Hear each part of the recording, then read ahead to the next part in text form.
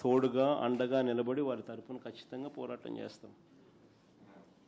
ఆ మాదిరిగా ఖచ్చితంగానే ప్రతి జిల్లాలోనూ ప్రతి అడుగులోనూ ఎక్కడెక్కడ సమస్యలు ఉన్నాయో అక్కడక్కడ మా వాళ్ళందరూ పోతూ ఉన్నారు. సమయాన్ని బట్టి అవసరాన్ని బట్టి నేను కూడా అప్పుడప్పుడు అక్కడక్కడ యాజిటేషన్స్లో పార్టిసిపేషన్ కూడా చేస్తాం. ఇది రొటీన్గా జరిగే కార్యక్రమం.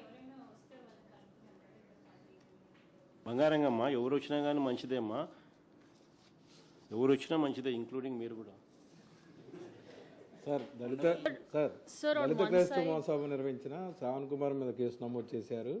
అలాగే ఆంధ్ర తెలంగాణలో ఉన్న జర్నలిస్టులు ఎవరైనా వైఎస్ఆర్సీపీకి మద్దతుగా మాట్లాడితే కేవీ రెడ్డి లాంటి వ్యక్తులను అరెస్ట్ చేశారు. మన ప్రొఫెసర్ నాగేశ్వరరావు మీద ముక్కుమ్మడిగా టీడీపీ జనసేన నాయకులు దాడి చేశారు. అలాగే ప్రకాష్ రాజ్ ఏమన్నా సనాతన ధర్మం గురించి మాట్లాడితే ఆయన మీద కూడా దాడి చేస్తున్నారు. అదే కదా ఇప్పుడు చెప్పింది. రెడ్ బుక్ రాజ్యం అనేది, రాజ్యాంగం అనేది జరుగుతూ ఉందని చెప్పడానికి ఎన్ని నిదర్శనాలు. ఈయన ఇక్కడ చేయడమే కాకుండా ఈయన ఇన్ఫ్లుయెన్స్ ఎక్కడెక్కడైతే, ఈయన ప్రాపకం ఎక్కడెక్కడికైతే పెంచగలుగుతాడో అక్కడికక్కడ పెంచి వాళ్ళతో కూడా చేయిస్తూ ఉన్నాడు అన్ఫార్చునేట్గా. అది ఫ్లైట్ ఆఫ్, అందుకనే చెప్పినా కదా, హే రామ్ సేవ ఆంధ్ర అని.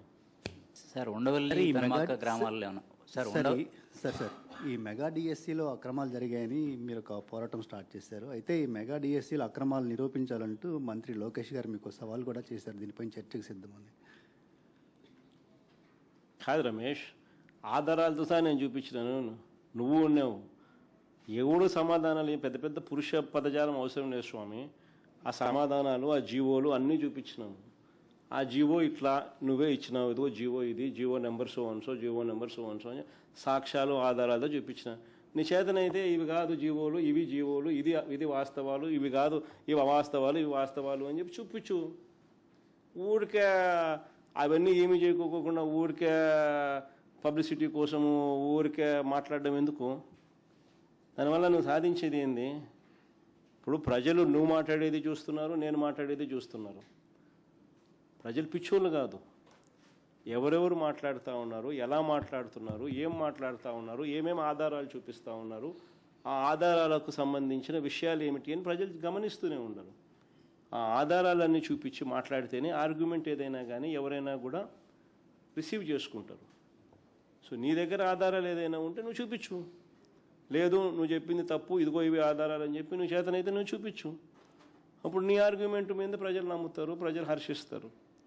అలా చేయకోకుండా ఊరికే నీ బుద్ధిబుడ్డ మాటలు మాట్లాడడం మొదలుపెట్టి ఇష్టం వచ్చినట్టు మేము అవతల మేము ఇప్పుడు నా ప్రెస్ మీట్ ఇప్పుడు అయిపోయింది, ఒక్కటి కూడా అబద్ధం చెప్పలా, అన్ని ఆధారాలతో సహానే చూపించినాను.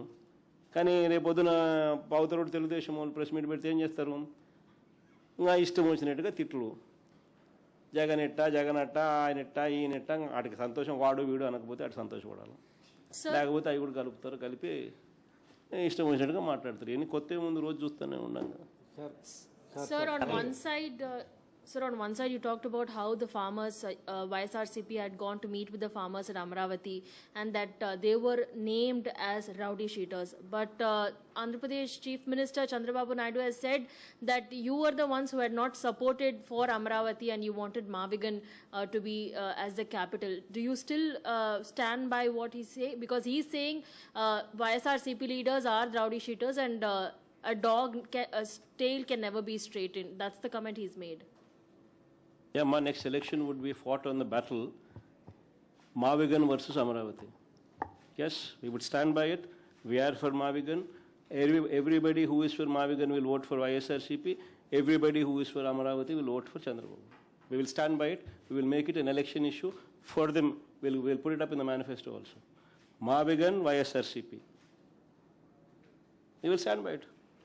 Let's see how people will vote. Sir కొద్దిసేపు క్రితం నాగరాజు న్యాయమూర్తి ముందు ప్రవేశపెడితే తనను చంపడానికి పోలీసు ఉన్నతాధికారులందరూ కూడా ప్రయత్నిస్తున్నారని స్టేట్మెంట్ ఇచ్చారు. సిఐ నాగరాజు, ఎవరైతే సాయికృష్ణ కేసుకు సంబంధించి ప్రధాన సస్పెండ్ అయిన సిఐ, తనను చంపేస్తారని చెప్పేసి న్యాయస్థానంలో చెప్పారు. నాగరాజును చంపేస్తారా? కమిషనర్ చంపేస్తాడా?